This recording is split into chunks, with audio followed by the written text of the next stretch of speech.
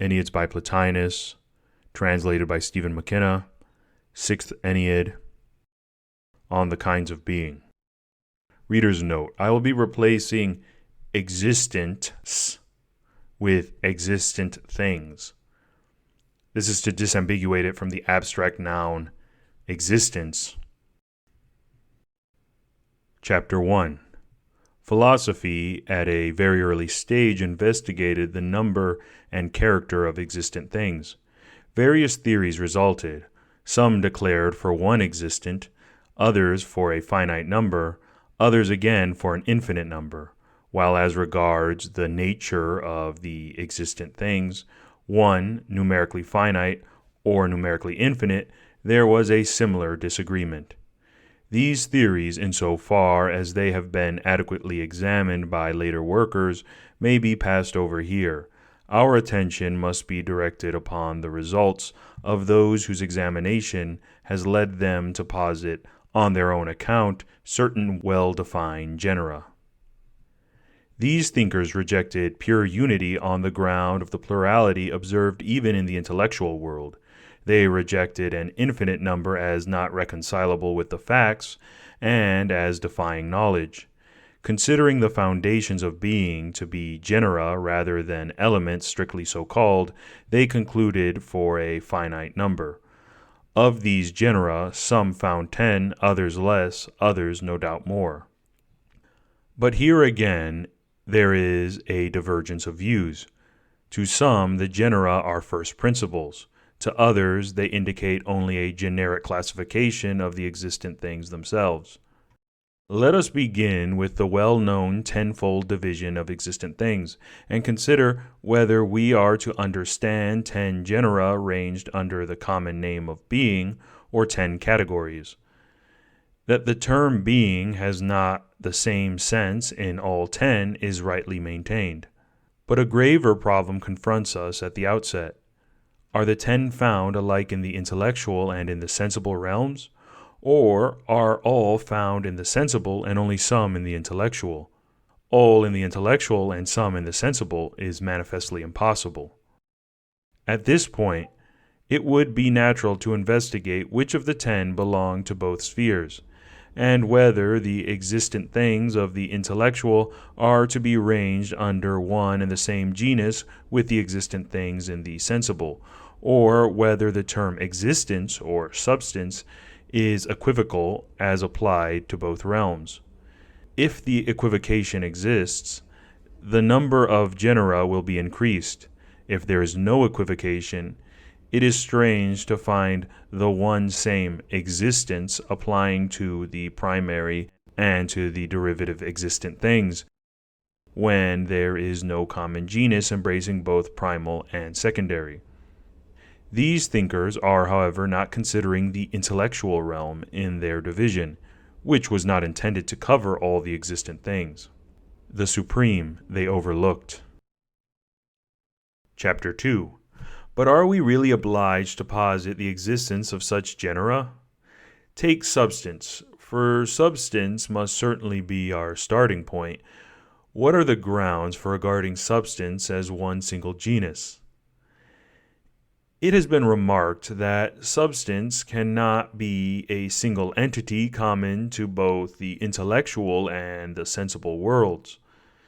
We may add that such community would entail the existence of something prior to intellectual and sensible substances alike, something distinct from both as predicated of both, and this prior would be neither body nor unembodied, for if it were one or the other, body would be unembodied, or the unembodied would be the body. This conclusion must not, however, prevent our seeking in the actual substance of the sensible world an element held in common by matter, by form, and by their composite, all of which are designated as substances, though it is not maintained that they are substance in an equal degree. Form is usually held to be substance in a higher degree than matter, and rightly so, in spite of those who would have matter to be the more truly real. There is further the distinction drawn between what are known as first and second substances. But what is their common basis, seeing that the first are the source from which the second derive their right to be called substances? But in sum, it is impossible to define substance, determine its property, and still you have not attained to its essence. Even the definition, that which numerically one and the same is receptive of contraries, will hardly be applicable to all substances alike. Chapter 3.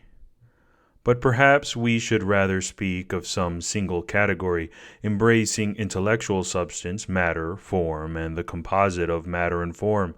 One might refer to the family of Heraclids as a unity in the sense not of a common element in all its members, but of a common origin.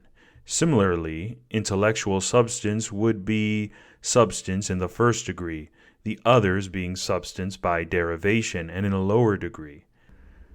But what is the objection to including everything in a single category, all else of which existence is predicated being derived from that one thing, existence or substance? Because, granted that things are no more than modifications of substance, there is a single distinct grading of substances themselves. Moreover, the single category does not put us in a position to build on substance, or to grasp it in its very truth as the plausible source of the other substances.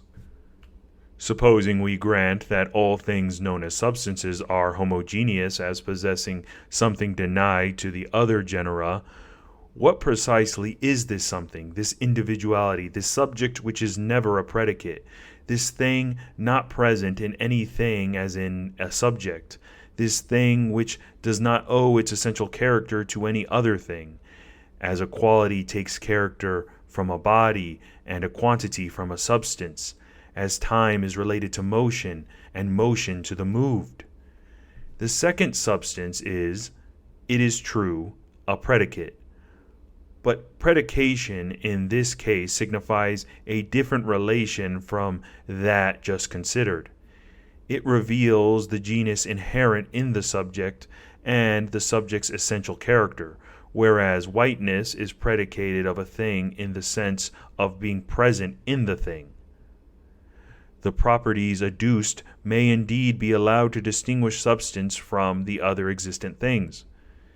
They afford a means of grouping substances together and calling them by a common name. They do not, however, establish the unity of a genus, and they do not bring to light the concept and the nature of substance.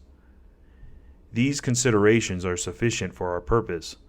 Let us now proceed to investigate the nature of quantity. Chapter 4. We are told that number is quantity in the primary sense. Number together with all continuous magnitude, space, and time. These are the standards to which all else that is considered quantity is referred, including motion, which is quantity because its time is quantitative, though perhaps conversely, the time takes its continuity from motion. If it is maintained that the continuous is a quantity by the fact of its continuity, then the discrete will not be a quantity. If, on the contrary, the continuous possesses quantity as an accident, what is there common to both continuous and discrete to make them quantities? Suppose we concede that numbers are quantities. We are merely allowing them the name of quantity. The principle which gives them this name remains obscure. On the other hand, line and surface and body are not called quantities, they are called magnitudes. They become known as quantities only when they are rated by number, 2 yards, 3 yards. Even the natural body becomes a quantity when measured, as does the space which it occupies. But this is quantity accidental, not quantity essential. What we seek to grasp is not the accidental quantity, but quantity independent and essential, quantity absolute. 3 oxen is not a quantity, it is their number, the 3. That is quantity. For in 3 oxen we are dealing with 2 categories. So with a line of a stated length, a surface of a given area, the area will be a quantity, but not the surface. which only comes under that category when it constitutes a definite geometric figure. Are we then to consider numbers, and numbers only, as constituting the category of quantity? If we mean numbers in themselves, they are substances, for the very good reason that they exist independently. If we mean numbers displayed in objects participant in number, the numbers which give the count of objects, 10 horses or 10 oxen, and not 10 units, then we have a paradoxical result. First, the numbers in themselves, it would appear, are substances, but the numbers in objects are not. And secondly, the numbers inhere in the objects as measures of extension or weight. Yet, as standing outside the objects, they have no measuring power, as do rulers and scales. If, however, their existence is independent, and they do not inhere in the objects, but are simply called in for the purpose of measurement, the objects will be quantities only to the extent of participating in quantity. So with the numbers themselves, how can they constitute the category of quantity? They are measures, but how do measures come to be quantities or quantity? Doubtless, in that, existing as they do among existent things, and not being adapted to any of the other categories, they find their place under the influence of verbal suggestion, and so are referred to the so-called category of quantity. We see the unit mark off one measurement, and then proceed to another. The number thus reveals the amount of a thing, and the mind measures by availing itself of the total figure. It follows that in measuring, it is not measuring essence. It pronounces its one or two, whatever the character of the objects, even summing contraries. It does not take count of condition, hot, handsome. It simply notes how many. Number, then, whether regarded in itself or in the participant objects, belongs to the category of quantity, but the participant objects do not. 3 yards long does not fall under the category of quantity, but only the 3. Why, then, are magnitudes classed as quantities? Not because they are so in the strict sense, but because they approximate to quantity, and because objects in which magnitudes inhere are themselves designated as quantities. We call a thing great or small from its participation in a high number or a low.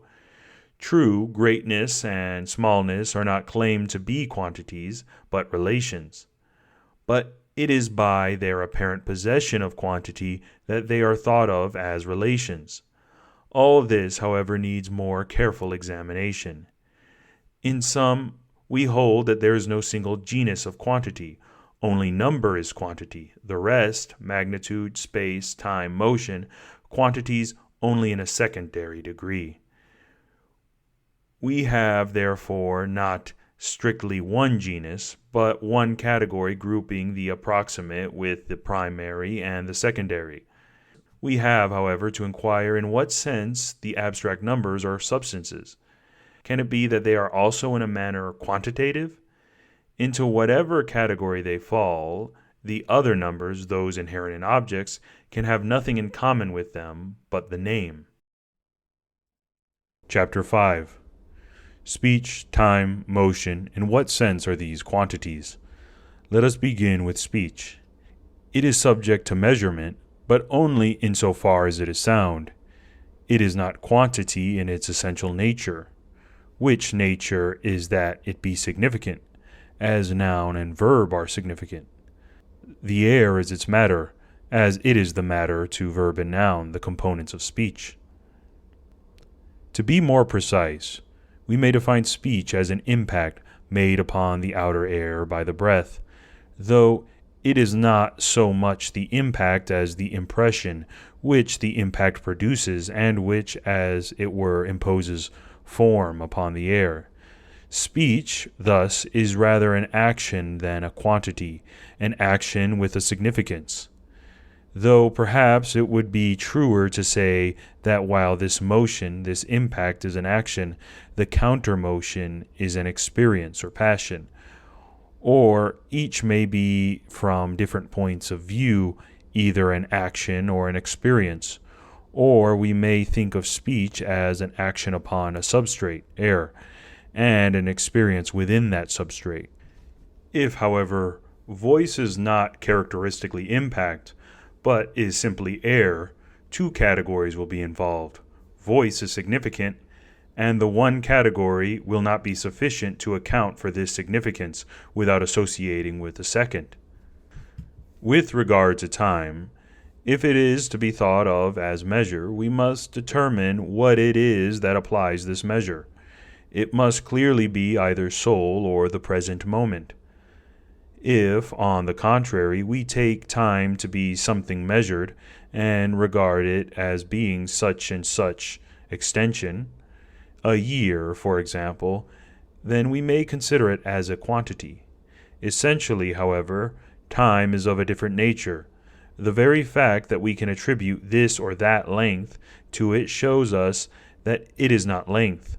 In other words, time is not quantity. Quantity, in the strict sense, is the quantity not inbound with things. If things became quantities by mere participation in quantity, then substance itself would be identical with quantity. Equality and inequality must be regarded as properties of quantity absolute, not of the participants, or of them not essentially but only accidentally. Such participants as 3 yards length, which becomes a quantity not as belonging to a single genus of quantity, but by being subsumed under the one head, the one category. Chapter 6. In considering relation, we must inquire whether it possesses the community of a genus, or whether it may on other grounds be treated as a unity. Above all, has relation, for example that of right and left, double and half, any actuality? Has it perhaps actuality in some cases only, as for instance what is termed posterior, but not what is termed prior? Or is its actuality in no case conceivable? What meaning, then, are we to attach to double and half, and all the other cases of less and more, to habit and disposition, reclining, sitting, standing, to father, son, master, slave, to like, unlike, equal, unequal, to active and passive, measure and measured, or again to knowledge and sensation, as related respectively to the knowable and the sensible? Knowledge indeed may be supposed to entail relation to the known object, some actual entity corresponding to that object's ideal form, and similarly with sensation as related to the sense object.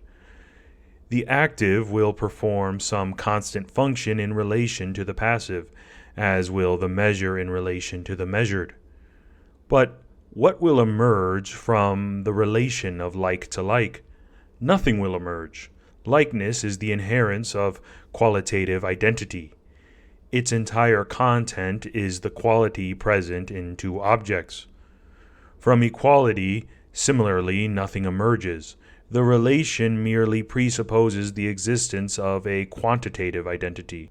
It is nothing but our judgment comparing objects essentially independent and concluding, this and that have the same magnitude, the same quality, this has produced that, this is superior to that. Again, what meaning can sitting and standing have apart from sitter and stander?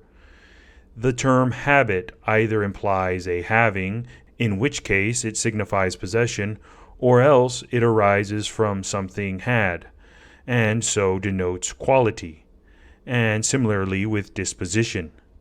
What, then, in these instances, can be the meaning of the correlatives, apart from our conception of their juxtaposition? Greater may refer to very different magnitudes, different to all sorts of objects. The comparison is ours. It does not lie in the things themselves. Right and left, before and behind, would seem to belong less to the category of relation than to that of situation. Right means situated at one point, left means situated at another. But right and left are in our conception. There is nothing of them in the things themselves. Before and after are merely two times. The relation is again of our making. Chapter 7. Now, if we do not mean anything by relation, but are victims of words, none of the relations mentioned can exist. Relation will be a notion void of content. Suppose, however, that we do possess ourselves of objective truth. When in comparing two points of time we pronounce one prior or posterior to the other, that priority does entail something distinct from the objects to which it refers. Admit an objective truth behind the relation of left and right. Does this apply also to magnitudes? And is the relation exhibiting excess and deficiency also something distinct from the quantities involved? Now, one thing is double of another, quite apart from our speech or thought. One thing possesses and another is possessed before we notice the fact. Equals do not await our comparison, but, and this applies to quality as well as quantity, rest upon an identity existing between the objects compared. In all the conditions in which we assert relation, the mutual relation exists over and above the objects. We perceive it as already existent. Our knowledge is directed upon a thing, there to be known, a clear testimony to the reality of relation. In these circumstances, we can no longer put the question of its existence. We simply have to distinguish. Sometimes the relation subsists while the objects remain unaltered and even apart. Sometimes it depends upon their combination. Sometimes, while they remain unchanged, the relation utterly ceases, or, as happens with right and near, becomes different.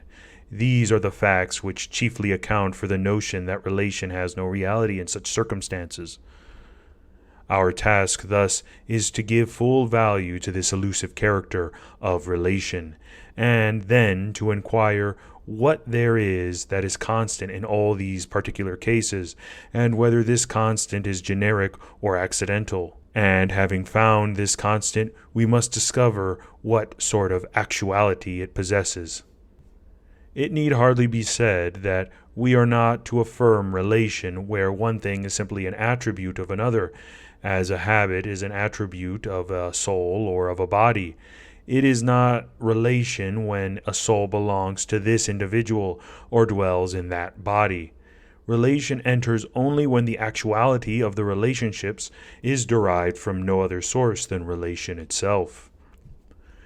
The actuality must be not that which is characteristic of the substances in question, but that which is specifically called relative.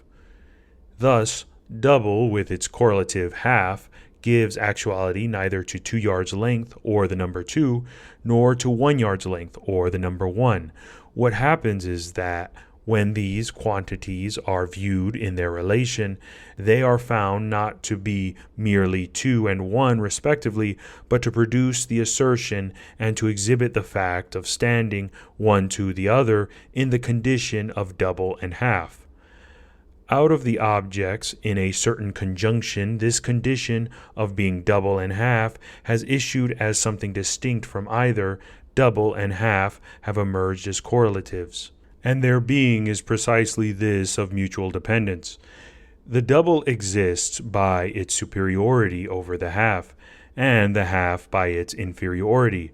There is no priority to distinguish double from half. They arise simultaneously. It is another question whether they endure simultaneously. Take the case of father and son, and such relationships. The father dies, but the other is still his son, and so with brothers. Moreover, we see likeness where one of the like people is dead. Chapter 8. But we are digressing. We must resume our inquiry into the cause of dissimilarity among relations. We must first be informed what reality, common to all cases, is possessed by this existence derived from mutual conditions. Now, the common principle in question cannot be a body. The only alternative is that, if it does exist, it be something bodiless, either in the objects thus brought together or outside them. Further, if relation always takes the same form, the term is univocal, and specific differentiation is impossible. If not, That is, if it differs from case to case, the term is equivocal, and the same reality will not necessarily be implied by the mere use of the term relation. How, then, shall we distinguish relations? We may observe that some things have an inactive or dormant relation, with which their actuality is entirely simultaneous. Others, combining power and function with their relation, have the relation in some mode always, even though the mode be merely that of potentiality, but attain to actual being only in contact with their correlatives. Or perhaps all distinctions may be reduced to that of producer and product, where the product merely gives a name to the producer of its actuality. An example of this is the relation of father to son, though here both producer and product have a sort of actuality, which we call life. Are we thus, then, to divide relation and thereby reject the notion of an identical common element in the different kinds of relation, making it a universal rule that the relation takes a different character in either correlative? We must, in this case, recognize that in our distinction between productive and non-productive relations, we are overlooking the equivocation involved in making the terms cover both action and passion, as though these two were one, and ignoring the fact that production takes a different form in the two correlatives. Take the case of equality. Producing equals, nothing is equal without equality. Nothing identical without identity. Greatness and smallness both entail a presence, the presence of greatness and smallness respectively. When we come to greater and smaller, the participants in these relations are greater and smaller only when greatness and smallness are actually observed in them. Chapter 9. It follows that in the cases specified above, agent, knowledge, and the rest, the relation must be considered as in actual operation, and the act and the reason principle in the act must be assumed to be real. In all other cases, there will simply be participation in an ideal form, in a reason principle. If reality implied embodiment, we should indeed be forced to deny reality to these conditions called relative. If, however, we accord the preeminent place to the unembodied and to the reason principles, and at the same time maintain that relations are reason principles and participate in ideal forms, we are bound to seek their causes in that higher sphere. Doubleness, it is clear, is the cause of things being double, and from it is derived halfness. Some correlatives owe their designations to the same form, others to opposite forms. It is thus that two objects are simultaneously double and half of each other, and one great and the other small. It may happen that both correlatives exist in one object, likeness and unlikeness, and, in general, identity and difference, so that the same thing will be at once like and unlike, identical and different. The question arises here whether sharing in the same form could make one man depraved and another more depraved. In the case of total depravity, clearly the two are made equal by the absence of a form. Where there is difference of degree, the one has participated in a form which has failed to predominate, and the other in a form which has failed still more. Or, if we choose the negative aspect, we may think of them as both failing to participate in a form which naturally belonged to them. Sensation may be regarded as a form of double origin, determined both by the sense organ and by the sensible object, and similarly with knowledge. Habit is an act directed upon something had, some experience produced by habit, and binding it, as it were, with the subject having, experiencing, as the act of production binds producer and product. Measurement is an act of the measurer upon the measured object. It, too, is therefore a kind of reason principle. Now, if the condition of being related is regarded as a form having a generic unity, relation must be allowed to be a single genus, owing its reality to a reason principle involved in all instances. If, however, the reason principles governing the correlative stand opposed and have the differences to which we have referred, there may perhaps not be a single genus. But this will not prevent all the relatives being expressed in terms of a certain likeness and falling under a single category.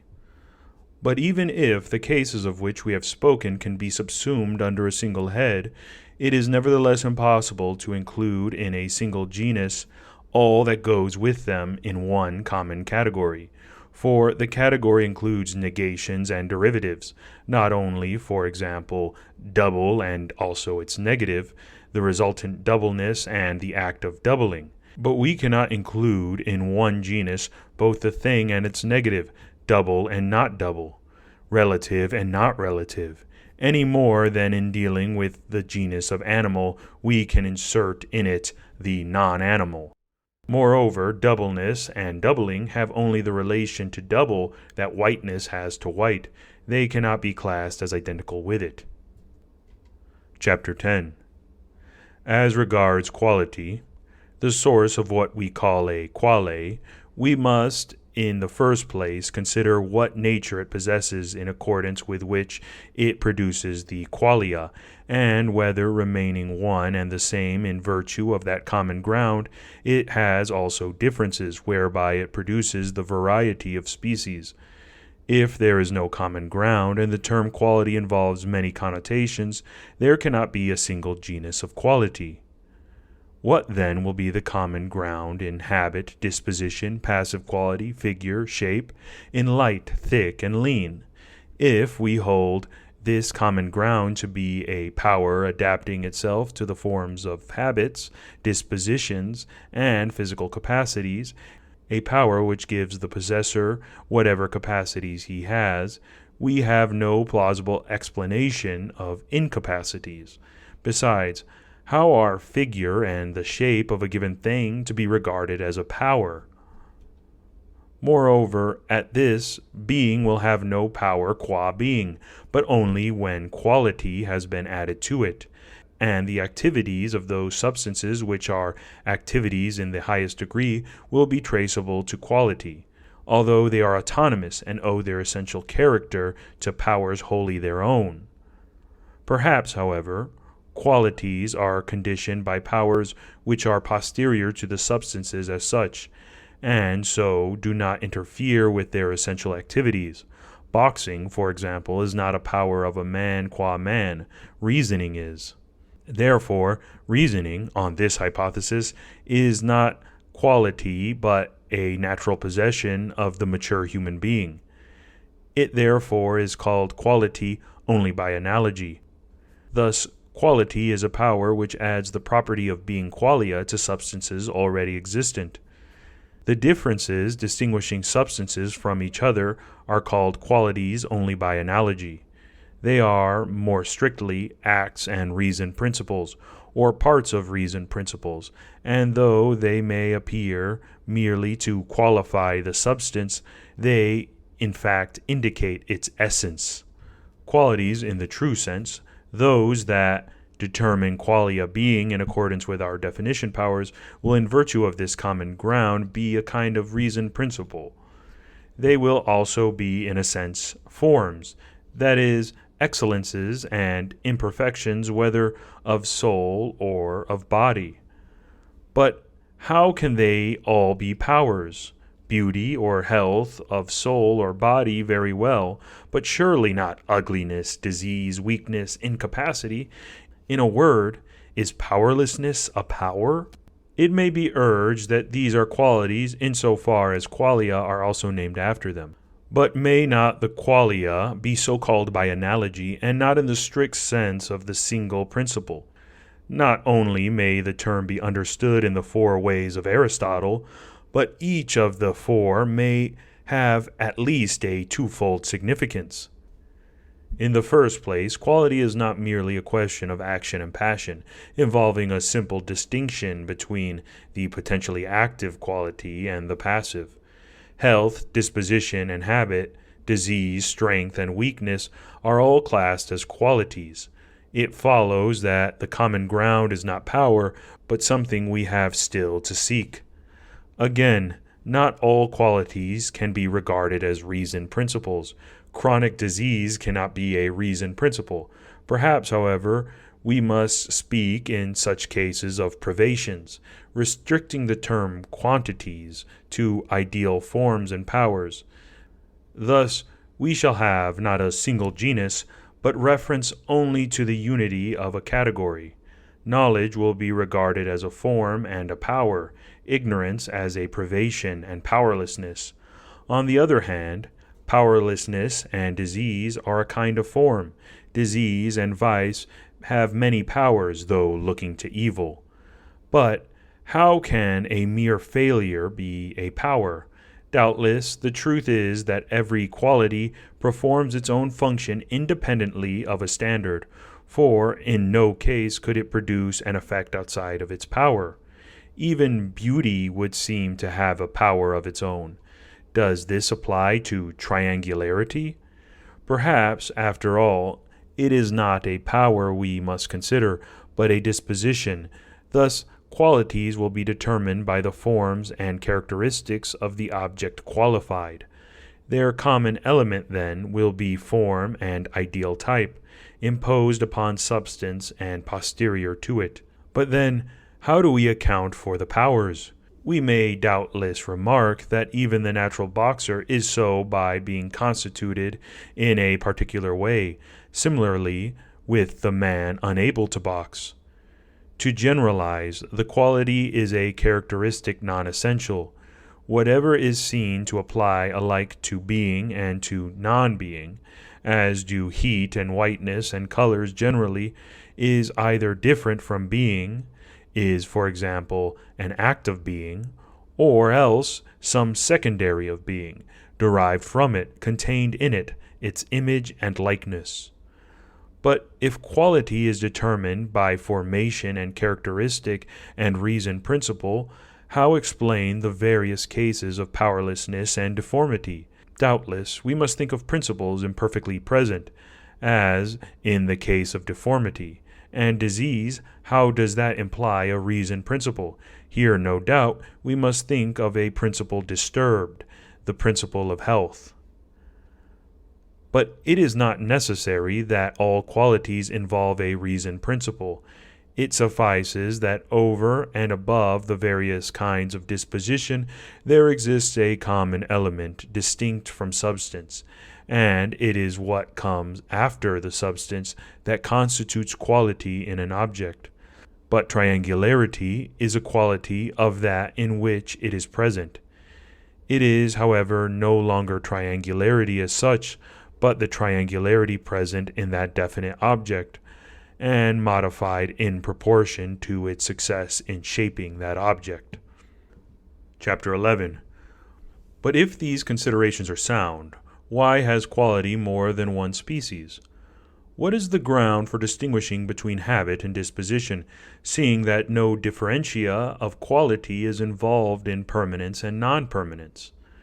A disposition of any kind is sufficient to constitute a quality. Permanence is a mere external addition.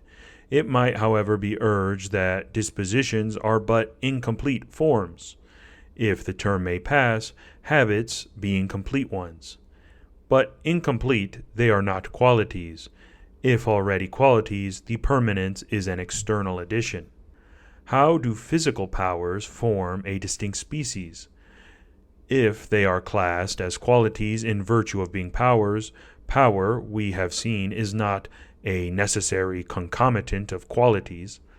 If, however, we hold the natural boxer owes his quality to a particular disposition, power is something added, and does not contribute to the quality, since the power is found in habits also. Another point. Why is natural ability to be distinguished from that acquired by learning? Surely, if both are qualities, they cannot be differentiae of quality. Gained by practice or given in nature, it is the same ability. The differentia will be external to quality. It cannot be deduced from the ideal form of boxing. Whether some qualities, as distinguished from others, are derived from experience is immaterial.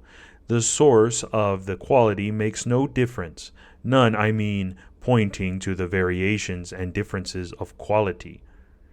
A further question would seem to be involved.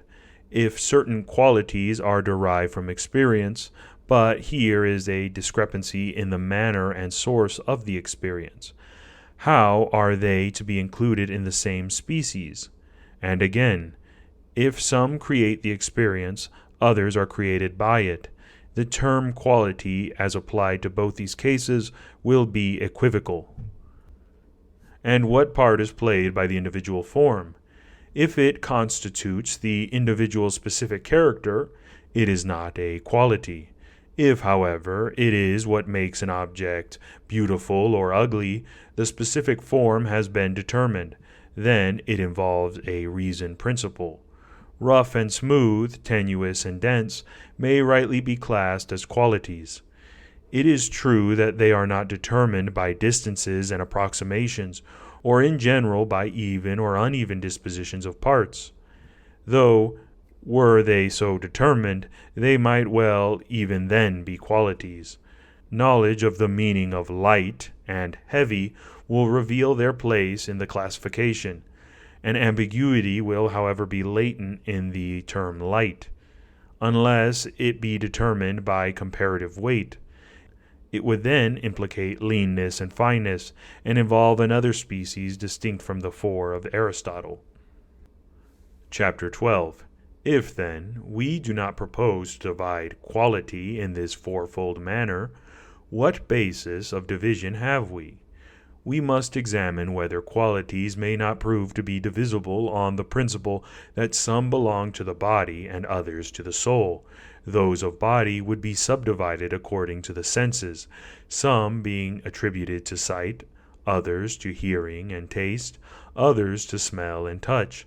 Those of the soul would presumably be allotted to appetite, emotion, reason, though again they may be distinguished by the differences of the activities they condition, in so far as activities are engendered by these qualities, or according as they are beneficial or injurious, the benefits and injuries being duly classified. This last is applicable also to the classification of bodily qualities, which also produce differences of benefit and injury. These differences must be regarded as distinctly qualitative, for either the benefit and injury are held to be derived from quality and the quale, or else some other explanation must be found for them. A point of consideration is how quale, as conditioned by quality, can belong to the same category. Obviously, there can be no single genus embracing both. Further, if boxer is a category of quality, why not agent as well? And with agent goes active. Thus, active need not go into the category of relation, nor again need passive, if patient is a quale. Moreover, agent is perhaps better assigned to the category of quality for the reason that the term implies power, and power is quality. But if power as such were determined by substance and not by quality, the agent, though ceasing to be a quale, would not necessarily become a relative. Besides, active is not like greater. The greater, to be greater, demands a less, whereas active stands complete by the mere possession of its specific character. It may, however, be urged that while the possession of that character makes it a quale, it is relative insofar as it directs upon an external object the power indicated by its name. Why, then, is not boxer a relative, and boxing as well? Boxing is entirely related to an external object. Its whole theory presupposes this external, and in the case of the other arts, or most of them, investigation would probably warrant the assertion that insofar as they affect the soul, they are qualities, while insofar as they look outwards, they are active, and as being directed to an external object are relatives. They are relatives in the other sense also, that they are thought of as habits. Can it be held that there is any distinct reality implied in activity, seeing that activity is something distinct only according as it is a quale. It may perhaps be held that the tendency towards action of living beings, and especially of those having free will, implies a reality of activity, as well as a reality of quality. But what is the function of the active in connection with those non-living powers, which we have classed as qualities? Doubtless to recruit any object it encounters, making the object a participant in its content. But if one and the same object both acts and is acted upon, how do we then explain the active? Observe also that the greater, in itself perhaps a fixed 3 yards length, will present itself as both greater and less according to its external contacts. It will be objected that greater and less are due to participation in greatness and smallness, and it might be inferred that a thing is active or passive by participation in activity or passivity. This is the place for inquiring also whether the qualities of the sensible and intellectual realms can be included under one head. A question intended only for those who ascribe qualities to the higher realm as well as the lower. And even if the ideal forms of qualities are not posited, yet once the term habit is used in reference to intellect, the question arises whether there is anything common to that habit and the habit we know in the lower. Wisdom, too, is generally admitted to exist there. Obviously, if it shares only its name with our wisdom, it is not to be reckoned among the things of this sphere. If, however, the import is in both cases the same, then quality is common to both realms, unless, of course, it is maintained that everything there, including even intellection, is substance. This question, however, applies to all the categories. Are the two spheres irreconcilable? Or can they be coordinated with a unity? Chapter 13. With regard to date, if yesterday, tomorrow, last year, and similar terms denote parts of time, why should they not be included in the same genus as time? It would seem only reasonable to range under time the past, present, and future, which are its species. But time is referred to quantity.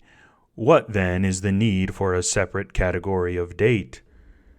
If we are told that past and future, including under past such definite dates as yesterday and last year, which must clearly be subordinate to past time, and even the present now are not merely time, but time when, we reply in the first place that the notion of time when involves time, that further, if yesterday is time gone by, it will be a composite, since time and gone by are distinct notions.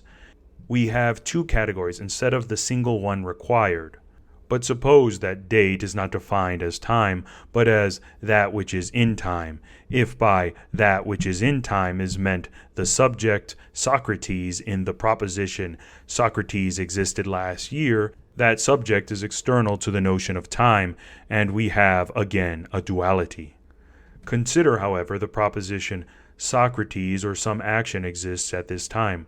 What can be the meaning here other than in a part of time? But if admitted that date is a part of time, it be felt the part requires definition and involves something more than mere time, that we must say the part of time gone by. Several notions are massed in the proposition. We have the part, which qua part is a relative, and we have gone by, which, if it is to have any import at all, must mean the past. But this past, we have shown, is a species of time. It may be urged that the past is in its nature indefinite, while yesterday and last year are definite. We reply, first, that we demand some place in our classification for past. Secondly, that yesterday, as definite past, is necessarily definite time. But definite time implies a certain quantity of time. Therefore, if time is quantitative, each of the terms in question must signify a definite quantity. Again, if by yesterday we are expected to understand that this or that event has taken place at a definite time gone by, we have more notions than ever. Besides, if we must introduce fresh categories because one thing acts in another, as in this case something acts in time, we have more again from its acting upon another in another. This point will be made plain by what follows in our discussion of place. Chapter 14. The Academy and the Lyceum are places and parts of place, just as above, below, here are species or parts of place. The difference is of minuter delimitation. If then above, below, the middle are places, Delphi, for example, is the middle of the earth, and near the middle is also a place. Athens, and of course the Lyceum, and other places usually cited, are near the middle. What need have we to go further and seek beyond place, admitting as we do that we refer in every instance to a place? If, however, we have in mind the presence of one thing in another, we are not speaking of a single entity, we are not expressing a single notion. Another consideration. When we say that a man is here, we present a relation of the man to that in which he is, a relation of the container to the contained. Why then do we not class as a relative whatever may be produced from this relation? Besides, how does here differ from at Athens? The demonstrative here admittedly signifies place. So then does at Athens. At Athens, therefore, belongs to the category of place. Again, if at Athens means is at Athens, then the is as well as the place belongs to the predicate. But this cannot be right. We do not regard is a quality as predicate, but a quality. Furthermore, if in time, in place, are to be ranged under a category other than that applying to time and place, why not a separate category for in a vessel? Why not distinct categories for in matter, in a subject, a part of a whole in its parts, a genus in its species, a species in a genus? We are certainly on the way to a goodly number of categories. Chapter 15. The category of action. The quantum has been regarded as a single genus on the ground that quantity and number are attributes of substance and posterior to it. The quale has been regarded as another genus because quality is an attribute of substance. On the same principle, it is maintained that since activity is an attribute of substance, action constitutes yet another genus. Does then the action constitute the genus, or the activity from which the action springs in the same way as quality is the genus from which the quale is derived? Perhaps activity, action, and agent should all be embraced under a single head. But, on one hand, the action, unlike activity, tends to comport the agent, and on the other, it signifies being in some activity, and therefore being in act. Actual as distinct from potential being. Consequently, the category will be one of act rather than of action. Act, moreover, incontestably manifests itself in substance. As was found to be the case with quality, it is connected with substance as being a form of motion. But motion is a distinct genus, for, seeing that quality is a distinct attribute of substance, and quality a distinct attribute, and relative takes its being from the relation of one substance to another, there can be no reason why motion, also an attribute of substance, cannot also constitute a distinct genus. Chapter 16. If it be urged that motion is but imperfect act, there would be no objection to giving priority to act and subordinating to it motion, with its imperfection as a species. Act thus would be predicated of motion, but with the qualification imperfect.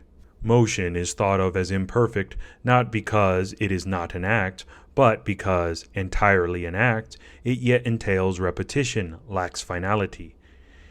It repeats not in order that it may achieve actuality, it is already actual, but that it may attain a goal distinct from itself and posterior.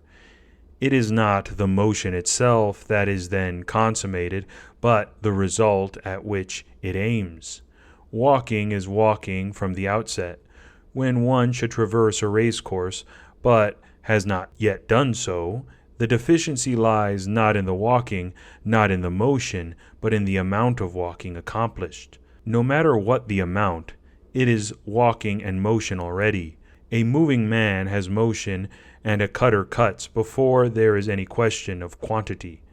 And just as we can speak of act without implying time, so we can of motion, except in the sense of motion over a defined area. Act is timeless, and so is motion, pure and simple. Are we told that motion is necessarily in time inasmuch as it involves continuity? But at this, sight never ceasing to see will also be continuous and in time. Our critic, it is true, may find support in that principle of proportion which states that you may make a division of no matter what motion and find that neither the motion nor its duration has any beginning, but that the division may be continued indefinitely in the direction of the motion's origin. This would mean that a motion just begun has been in progress from an infinity of time, that it is infinite as regards its beginning. Such, then, is the result of separating act from motion. Act, we aver, is timeless, yet we are forced to maintain not only that time is necessary to quantitative motion, but unreservedly that motion is quantitative in its very nature. Though, indeed, if it were a case of motion occupying a day or some other quantity of time, the exponents of this view would be the first to admit that quantity is present to motion only by way of accident. In sum, just as act is timeless, so there is no reason why motion also should not primarily be timeless. Time attaching to it only in so far as it happens to have such and such an extension. Timeless change is sanctioned in the expression as if change could not take place all at once.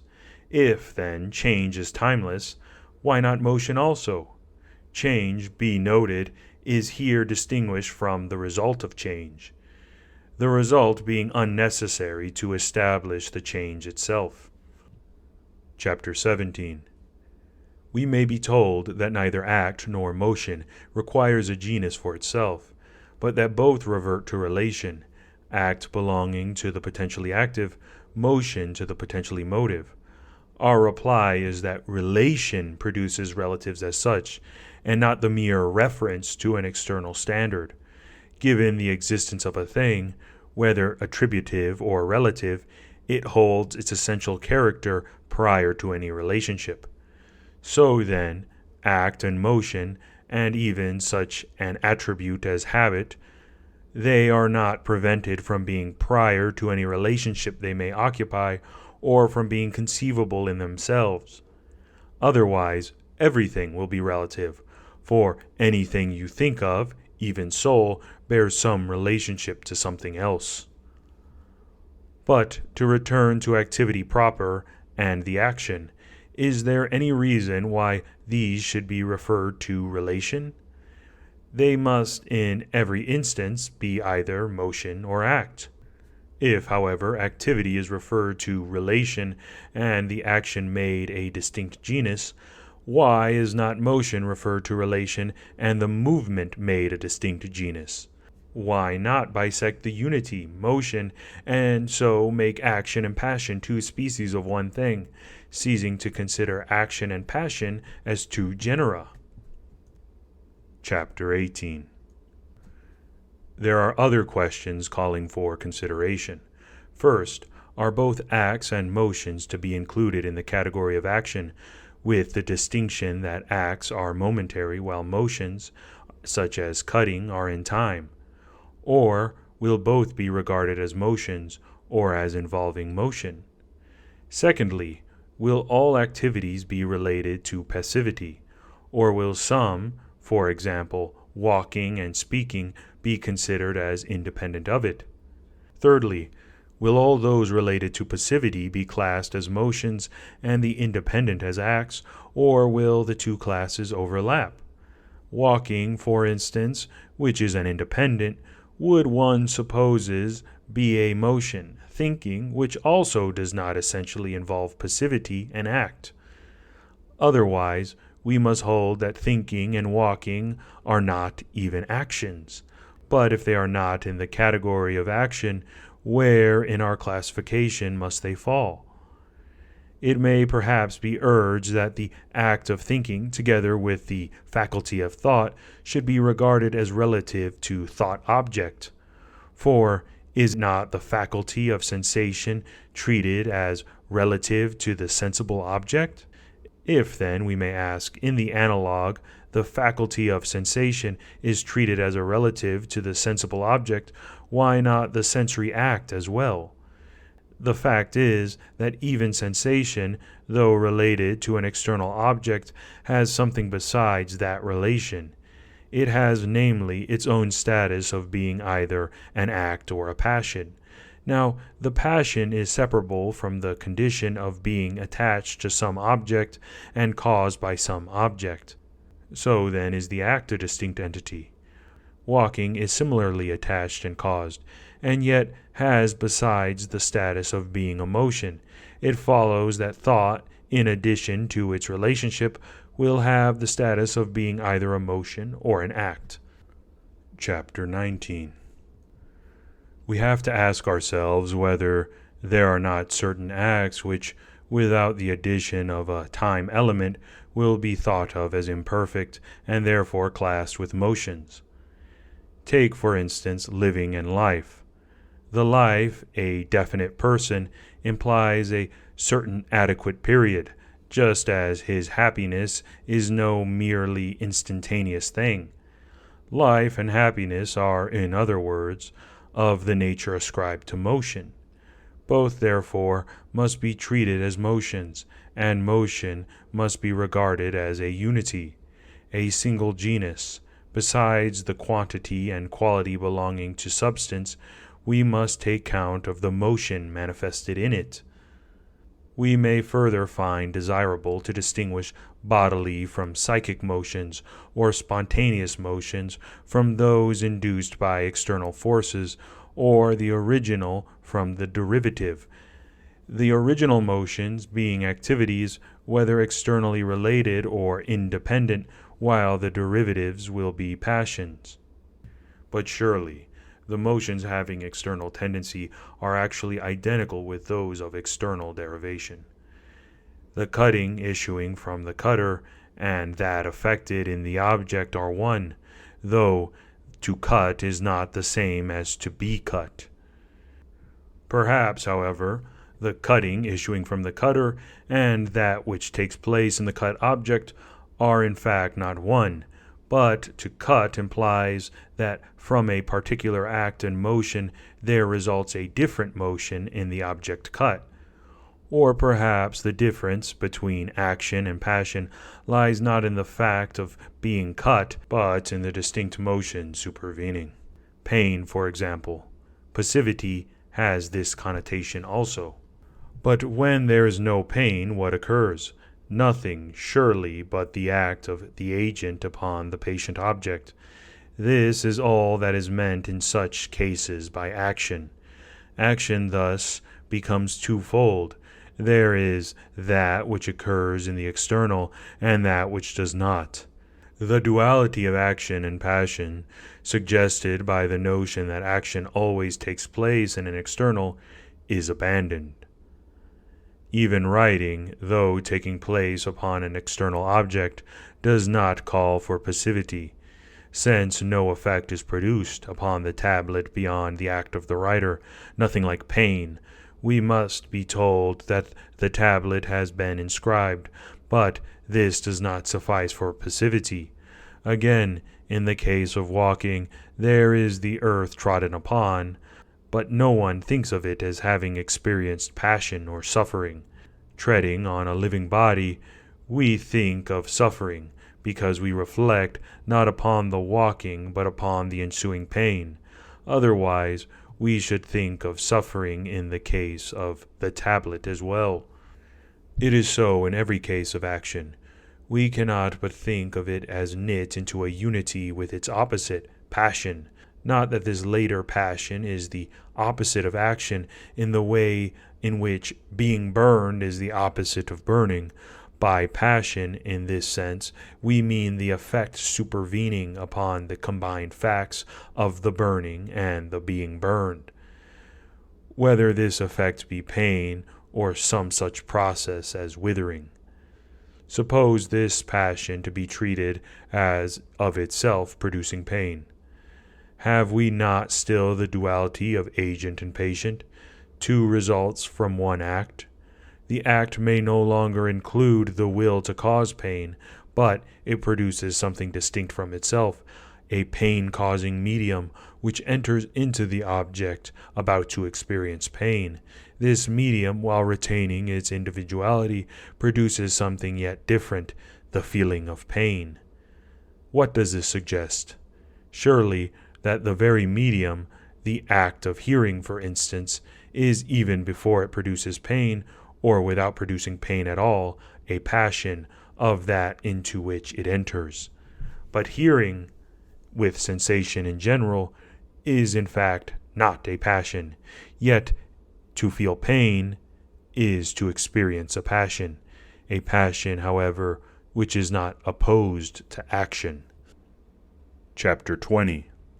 But though not opposed, it is still different from action, and cannot belong to the same genus as activity, though if they are both motion, it will so belong, on the principle that alteration must be regarded as qualitative motion.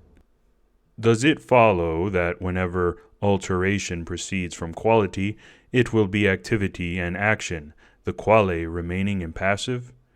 It may be that if the quale remains impassive, the alteration will be in the category of action, whereas if, while its energy is being directed outwards, it also suffers, as in beating, it will cease to belong to that category, or perhaps there is nothing to prevent its being in both categories at one and the same moment. If, then, an alteration be conditioned by passivity alone, as is the case with rubbing, on what ground is it assigned to action rather than to passivity? Perhaps the passivity arises from the fact that a counter-rubbing is involved. But are we, in view of this counter-motion, to recognize the presence of two distinct motions? No, only one. How then can this motion be both action and passion? We must suppose it to be action in proceeding from an object, and passion in being directly upon another, though it remains the same motion throughout. Suppose, however, passion to be a different motion from action. How then does its modification of the patient object change that patient's character without the agent being affected by the patient? For obviously an agent cannot be passive to the operation it performs upon another. Can it be that the fact of motion existing elsewhere creates the passion, which was not passion in the agent? If the whiteness of the swan, produced by its reason principle, is given at its birth, are we to affirm passion of the swan on its passing into being? If, on the contrary, the swan grows white after birth, and if there is a cause of that growth and the corresponding result, are we to say that the growth is a passion? Or must we confine passion to purely qualitative change? One thing confers beauty and another takes it. Is that which takes beauty to be regarded as patient? If, then, the source of beauty, tin, suppose, should deteriorate or actually disappear, while the recipient, copper, improves, are we to think of the copper as passive and the tin active? Take the learner. How can he be regarded as passive, seeing that the act of the agent passes into him and becomes his act? How can the act, necessarily a simple entity, be both act and passion? No doubt, the act is not itself a passion. Nonetheless, the learner coming to possess it will be a patient by fact of his appropriation of an experience from outside. He will not, of course, be a patient in the sense of having himself performed no act. Learning, like seeing, is not analogous to being struck, since it involves the acts of apprehension and recognition. Chapter 21. How then are we to recognize passivity, since clearly it is not to be found in the act from outside, which the recipient in turn makes his own? Surely we must look for it in cases where the patient remains without act, the passivity pure. Imagine a case where an agent improves, though its act tends towards deterioration, or, say, a man's activity is guided by evil and is allowed to dominate another's without restraint. In these cases, the act is clearly wrong, the passion blameless. What then is the real distinction between action and passion? Is it that action starts within and is directed upon an outside object, while passion is derived from without and fulfilled within?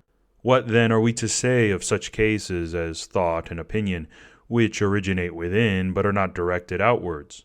Again, the passion, being heated, rises within the self when that self is provoked by an opinion to reflection or to anger, without the intervention of any external.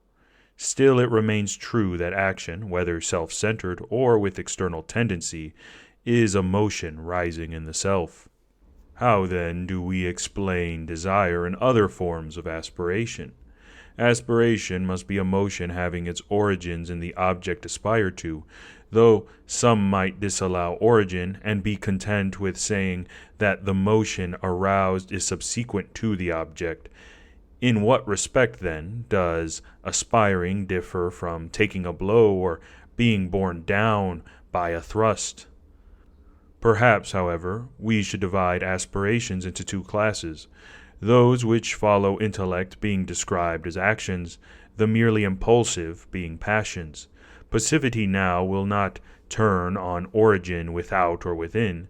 Within there can only be deficiency, but whenever a thing, without itself assisting in the process, undergoes an alteration not directed to the creation of being, but changing the thing for the worse or not the better, such an alteration will be regarded as a passion, and as entailing passivity. If, however, being heated means acquiring heat, and is sometimes found to contribute to the production of being, and sometimes not, passivity will be identical with impassivity. Besides, being heated must have a double significance, according as it does or does not contribute to being. The fact is, however, that being heated, even when it contributes to being, involves the presence of a patient distinct from the being produced. Take the case of the bronze, which has to be heated and so is a patient. The being is a statue, which is not heated except accidentally, by the accident of being contained in the bronze.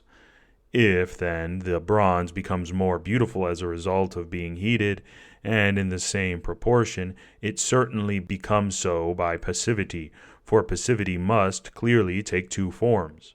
There is the passivity which tends to alteration for better or for worse, and there is the passivity which has neither tendency.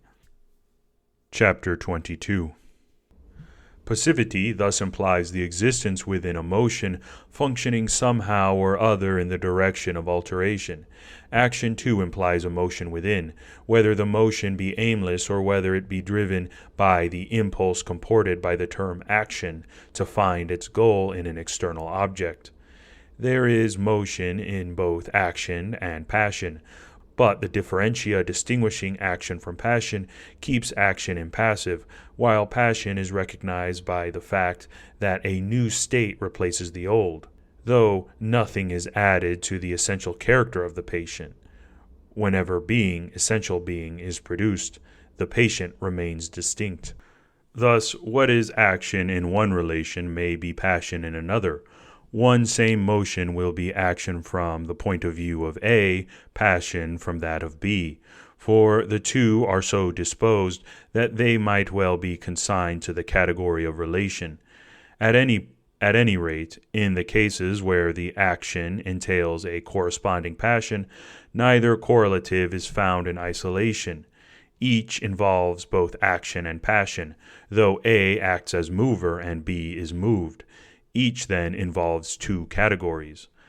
Again, A gives motion to B, B receives it, so that we have a giving and a receiving.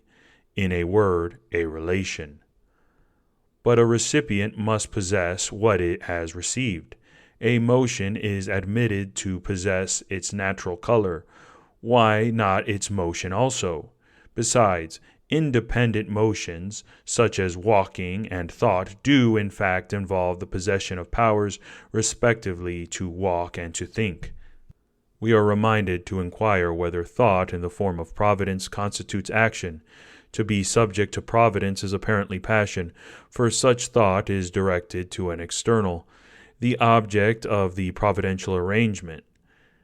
But it may well be that neither is the exercise of providence an action, even though the thought is concerned with an external, nor subjugation to it a passion.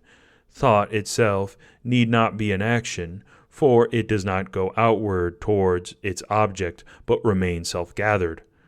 It is not always an activity. All acts need not be definable as activities, for they need not produce an effect. Activity belongs to act only accidentally.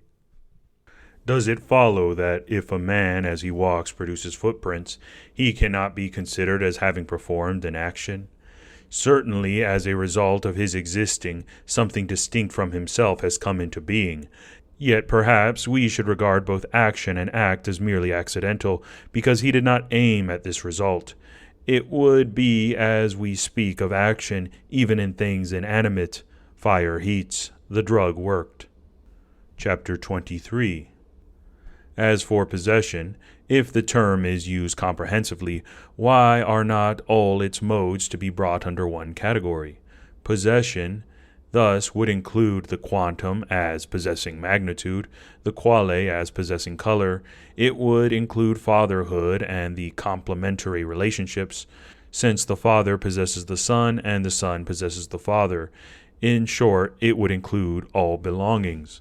If, on the contrary, the category of possession comprises only the things of the body, such as weapons and shoes, we first ask why this should be so, and why their possession produces a single category, while burning, cutting, burying, or casting them out do not give another or others. If it is because these things are carried on the person, then one's mantle lying on a couch will come under a different category from that of the mantle covering the person. If the ownership of the possession suffices, then clearly one must refer to the one category of possession, all objects identified by being possessed, every case in which possession can be established. The character of the possessed object will make no difference. If, however, possession is not to be predicated of quality because quality stands recognized as a category, nor of quantity because the category of quantity has been received, nor of parts because they have been assigned to the category of substance, why should we predicate possession of weapons when they are too comprised in the accepted category of substance? Shoes and weapons are clearly substances. How further is he possesses weapons, signifying as it does the action of arming has been performed by a subject, to be regarded as an entirely simple notion, assignable to a single category. Again, is possession to be restricted to an animate possessor, or does it hold good even of a statue as possessing the objects above mentioned? The animate and inanimate seem to possess in different ways, and the term is perhaps equivocal. Similarly, standing has not the same connotation as applied to the animate and inanimate. Besides, How can it be reasonable for what is found only in a limited number of cases to form a distinct generic category? Chapter 24. There remains situation, which like possession is confined to a few instances, such as reclining and sitting. Even so, the term is not used without qualification. We say, they are placed in such and such a manner. He is situated in such and such a position. The position is added from outside the genus. In short, situation signifies being in place. There are two things involved, the position and the place. Why, then, must two categories be combined into one? Moreover, if sitting signifies an act, it must be classed among acts. If a passion, it goes under the category to which belong passions complete and incomplete. Reclining is surely nothing but lying up, and tallies with lying down and lying midway. But if the reclining belongs thus to the category of relation, why not the recliner also? For as on the right belongs to the relations, so does the thing on the right, and similarly the thing on the left. Chapter 25. There are those who lay four categories and make a fourfold division into substrates, qualities, states, and relative states, and find in these a common something, and so include everything in one genus.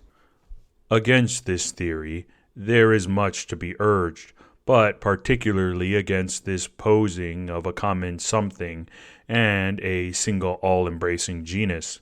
This something, it may be submitted, is unintelligible to themselves, is indefinable, and does not account either for bodies or for the bodiless. Moreover, no room is left for a differentia by which something may be distinguished. Besides, this common something is either existent or non-existent. If existent, it must be one or other of its four species. If non-existent, the existent is classed under the non-existent, but the objections are countless. We must leave them for the present and consider the several heads of the division. First, then, the prior is made homogeneous with the subsequent. Now, this is impossible. In this relation, the subsequent owes its existence to the prior, whereas among things belonging to one same genus, each must have, essentially, the equality implied by the genus. For the very meaning of genus is to be predicated of the species in respect of their essential character, and that matter is the basic source of all the rest of things, this school, we may suppose, would hardly deny. Secondly, since they do not treat the substrate as one thing, they do not enumerate the existent things. They look instead for principles of the existent things. There is, however, a difference between speaking of the actual existent things and of their principles. If matter is to be taken to be the only existent, and all the other things as modifications of matter, it is not legitimate to set up a single genus to embrace both the existent and the other things. Consistency requires that being, substance, be distinguished from its modifications, and that these modifications be duly classified. Even the distinction which this theory makes between substrates and the rest of things is questionable. The substrate is necessarily one thing and admits of no differentia, except perhaps insofar as it is split up like one mass into its various parts, and yet not even so, since the notion of being implies continuity. It would be better, therefore, to speak of the substrate in the singular. Chapter 26. But the error in this theory is fundamental. To set matter, the potential, above everything, instead of recognizing the primacy of actuality, is in the highest degree perverse. If the potential holds the primacy among the existent things, its actualization becomes impossible. It certainly cannot bring itself into actuality. Either the actual exists previously, and so the potential is not the first principle, or if the two are to be regarded as existing simultaneously, the first principles must be attributed to hazard. Besides, if they are simultaneous, why is not actuality given the primacy? Why is the potential more truly real than the actual? Supposing, however, that the actual does come later than the potential, how must this theory proceed? Obviously, matter does not produce form, the unqualified does not produce quality, nor does actuality take its origin in the potential, for that would mean that the actual was inherent in the potential, which at once becomes a dual thing. Furthermore, God becomes secondary to matter, inasmuch as even he is regarded as a body composed of matter and form, though how he acquires the form is not revealed.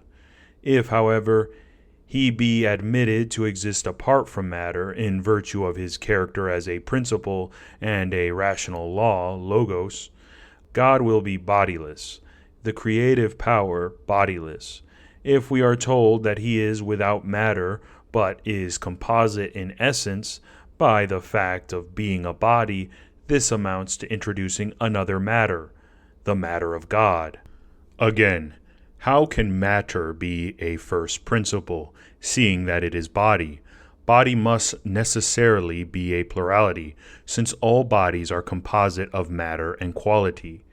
If, however, body in this case is to be understood in some different way, then matter is identified with body only by equivocation.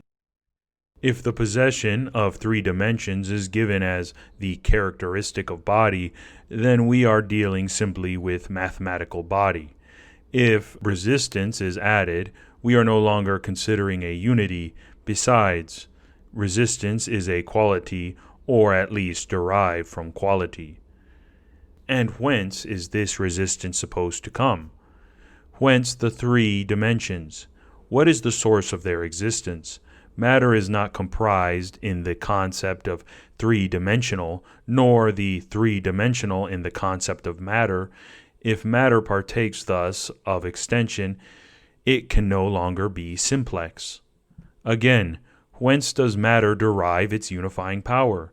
It is assuredly not the absolute unity, but has only that of participation in unity. We inevitably conclude that mass or extension cannot be ranked as the first of things. Non-extension and unity must be prior. We must begin with the one and conclude with the many, proceed to magnitude from that which is free from magnitude. A one is necessary to the existence of a many, non-magnitude to that of magnitude. Magnitude is a unity not by being unity absolute, but by participation and in an accidental mode. There must be a primary and absolute preceding the accidental, or the accidental relation is left unexplained. The manner of this relation demands investigation. Had this been undertaken, the thinkers of this school would probably have lighted upon that unity which is not accidental but essential and underived. Chapter 27. On other grounds also, it is indefensible not to have reserved the high place for the true first principle of things, but to have set up in its stead the formless, passive, and lifeless, the irrational, dark, and indeterminate, and to have made this the source of being. In this theory, God is introduced merely for the sake of appearance. Deriving existence from matter, he is a composite, a derivative, or worse, a mere state of matter. Another consideration is that if matter is a substrate, there must be something outside it, which, acting on it and distinct from it, makes it the substrate of what is poured into it. But if God is lodged in matter, and by being involved in matter is himself no more than a substrate, he will no longer make matter a substrate, nor be himself a substrate in conjunction with matter. For of what will they be substrates, when that which could make them substrates is eliminated? This so-called substrate turns out to have swallowed up all that is, but a substrate must be relative, and relative not to its content, but to something which acts upon it, as upon a datum. Again, the substrate comports a relation to that which is not substrate, hence to something external to it. There must, then, be something apart from the substrate. If nothing distinct and external is considered necessary, but the substrate itself can become everything and adopt every character, like the versatile dancer in the pantomime, it ceases to be a substrate. It is essentially everything. The mime is not a substrate of the characters he puts on. These are in fact the realization of his own personality.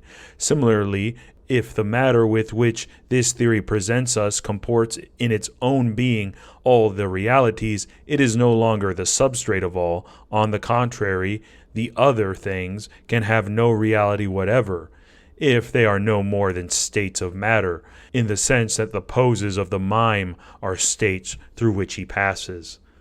Then, those things not existing, matter will not be a substrate, nor will it have any place among existent things. It will be matter bare, and, for that reason, not even matter, since matter is relative.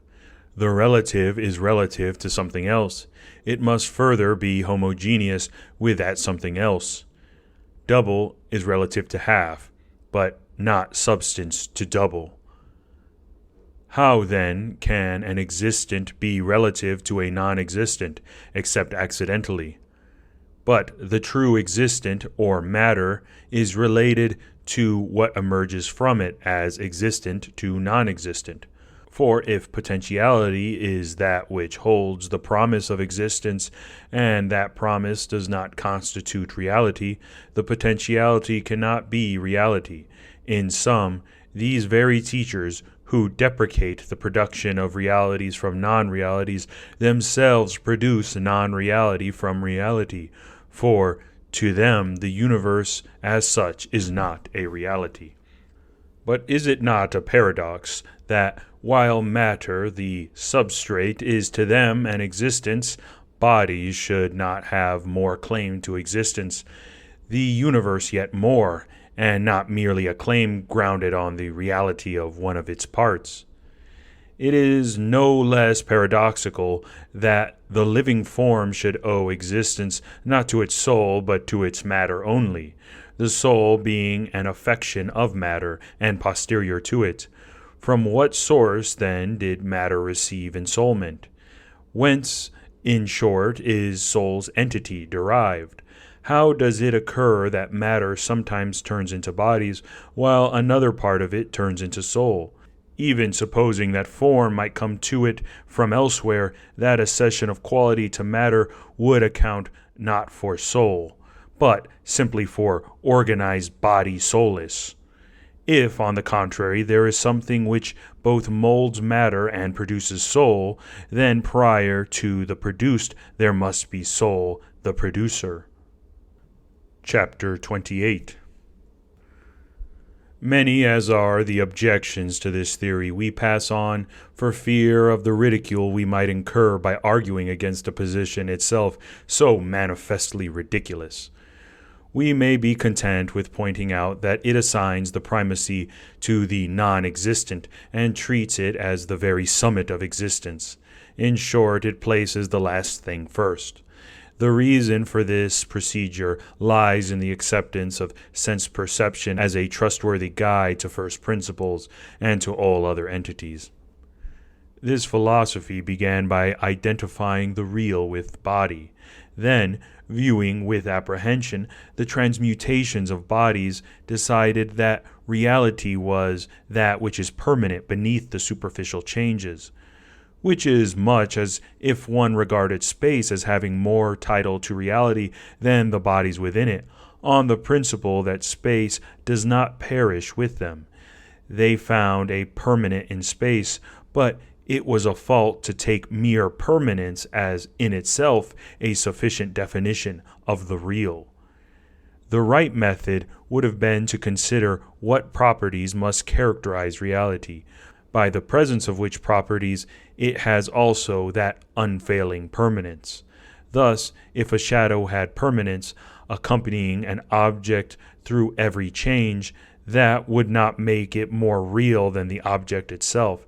The sensible universe, as including the substrate and the multitude of attributes, will thus have more claim to reality entire than has any one of its component entities, such as matter.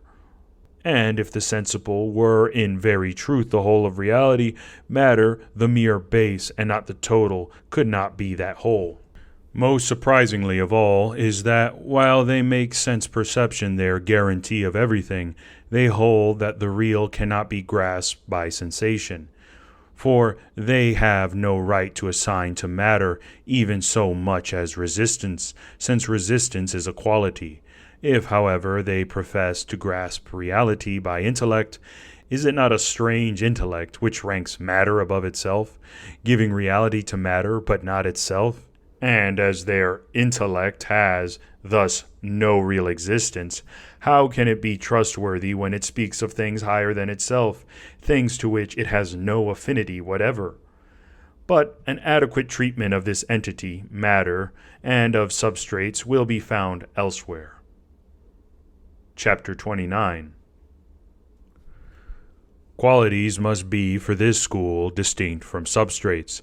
This, in fact, they acknowledge by counting them as the second category. If, then, they form a distinct category, they must be simplex, that is to say, they are not composite, that is to say, as qualities pure and simple, they are devoid of matter, hence they are bodiless and active, since matter is their substrate, a relation of passivity. If, however, they hold qualities to be composite, that is a strange classification which first contrasts simple and composite qualities, then proceeds to include them in one genus, and finally includes one of the two species, simple, in the other, composite. It is like dividing knowledge into two species, the first comprising grammatical knowledge, the second made up of grammatical and other knowledge. Again, if they identify qualities with qualifications of matter, then in the first place, even their seminal principles, logoi, will be material and will not have to reside in matter to produce a composite, but prior to the composite thus produced, they will themselves be composed of matter and form. In other words, they will not be forms or principles. Further, if they maintained that the seminal principles are nothing but matter in a certain state, they evidently identify qualities with states and should accordingly classify them in their fourth genus. If this is a state of some peculiar kind, what precisely is its differentia? Clearly, the state, by its association with matter, receives an accession of reality. Yet, if that means that when divorced from matter it is not a reality, how can state be treated as a single genus or species? Certainly, one genus cannot embrace the existent and another the non-existent. And what is this state implanted in matter? It is either real or unreal. If real, absolutely bodiless. If unreal, it is introduced to no purpose. Matter is all there is. Quality, therefore, is nothing. The same is true of state, for that is even more unreal.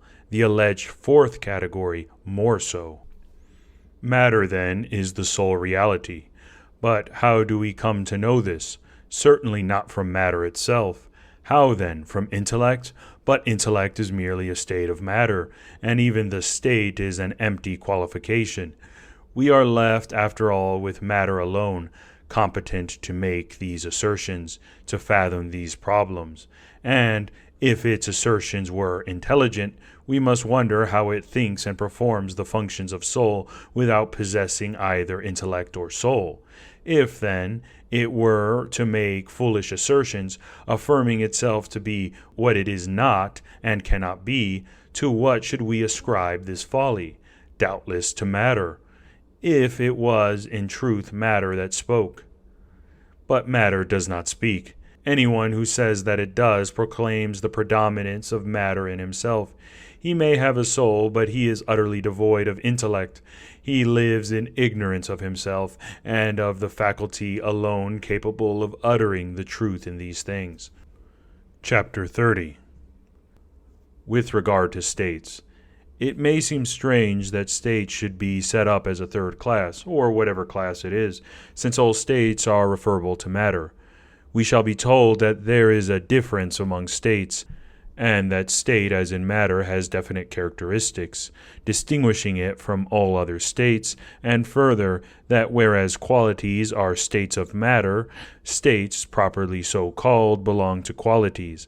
But if qualities are nothing but states of matter, states, in the strict sense of the term, are ultimately reducible to matter, and under matter they must be classed. Further, how can states constitute a single genus when there is such manifold diversity among them? How can we group together 3 yards long and white, quantity and quality respectively? Or, again, time and place. How can yesterday, last year, in the Lyceum, in the Academy, be states at all? How can time be in any sense a state? Neither is time a state, nor the events in time, neither the objects in space, nor space itself. And how can action be a state? One acting is not in a state of being, but in a state of action, or rather, in action simply. No state is involved. Similarly, what is predicated of the patient is not a state of being, but a state of passion, or strictly passion unqualified by state. As for the relative state, if the theory does not include it in the same genus as other states, another question arises. We must inquire whether any actuality is attributed to this particular type of relation, for to many types actuality is denied. It is, moreover, absurd that an entity which depends upon the prior existence of other entities should be classed in the same genus with those priors. 1 and 2 must clearly exist before half and double can. The various speculations on the subject of the existent things and the principles of the existent things, whether they have entailed an infinite or finite number, bodily or bodiless, or even suppose the composite to be the authentic existent, may well be considered separately with the help of the criticisms made by the ancients upon them.